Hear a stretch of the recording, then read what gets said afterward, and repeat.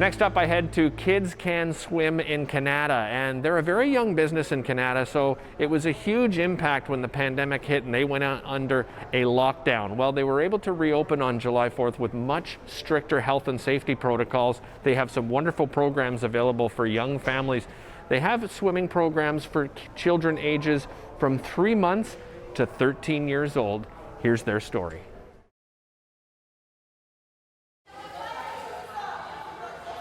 KidsCanSwim is a purpose-built swim school, which means that we're very unique in the way that our pools and our facility is built specifically for swimming lessons. So that is our only purpose. The smaller pools are for the littler kids, about 3 to 6, and then as they get tall enough, they can go into the big pools.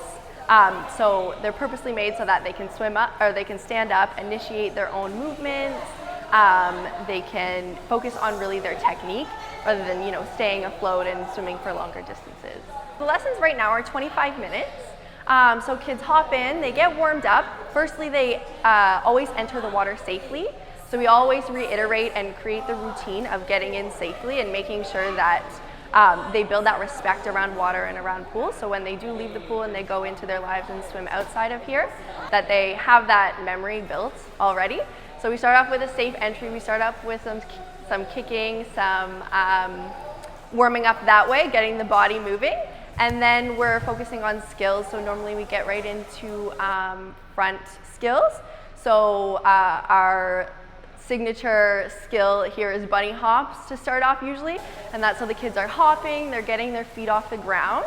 And then as instructors, we're helping them get their feet out behind them at the younger level to make sure that they start building that body positioning. After that, we work on some breathing techniques, so making sure that they're getting their face in the water. So we have a fun game called Teacher Says. It's just like Simon Says.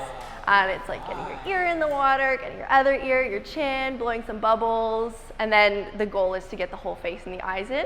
And then we work on some back skills, and then we do some fun stuff to end off the lesson. And for the babies, it's a lot of building association with the water, and that means, when you hear an activity or you hear a song, they know to associate that song with a skill eventually. So we have a really fun song called Jelly on a Plate, and it's just this silly saying. We go jelly on a plate, wibble wobble, jelly on a plate, and they kick their feet. And the babies at first, they don't really understand what they're doing, but you see as they progress throughout a couple weeks, you sing the song and the parents don't even have to help them anymore. They know when they hear that song that they have to kick. We also practice submersions. So with our submersions, anytime we're putting water over the face, we count 1, 2, 3. And that's so that when they hear 1, 2, 3, they know to expect water going on their face. So they're gonna close their eyes, they're gonna close their mouth, and eventually learn to hold their breath. And then they build that association. So we start very gentle at the younger ages, the 3 months. It might only be pouring water over their head. Then we work with the parents to get them submerging, which is really fun. And the parents are always kind of shocked. And it's so rewarding to see a baby do a big skill like that for the first time. And it's huge for their parents too. So all aquatic workers, they need to have their CPR and first aid. So that's number 1. Number 2 is they need to have their national lifeguard certification. So that's the nationally recognized certification to work around the water in a lifeguard setting. And then they have to have their water safety instructor. So all of those courses are about 40 hours each. So they get that on their own time. And then to work at KidsCanSwim, we also do what's called our boot camp.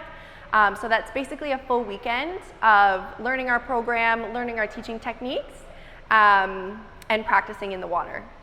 We've taken elements from the Red Cross and the Life Saving Society, which is a pretty prominent program here, especially in Ontario.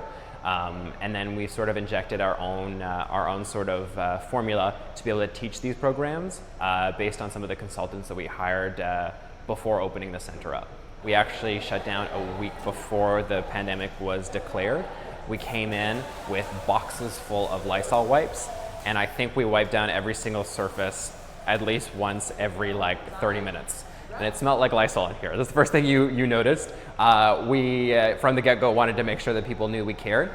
Obviously, we didn't have masks or anything like that. That wasn't the norm back then. So we were just sort of doing our best to keep everything clean, keep everyone happy.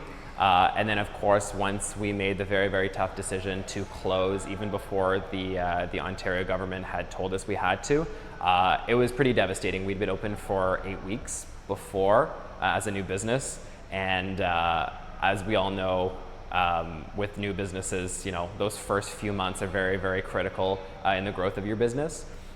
Fortunately, we were able to shut down and keep some of our staff and work on more business development, sort of tweak some of the things that weren't working before, and overall develop an even better operation and an even better curriculum. So we used that opportunity to be able to create the best program that we could.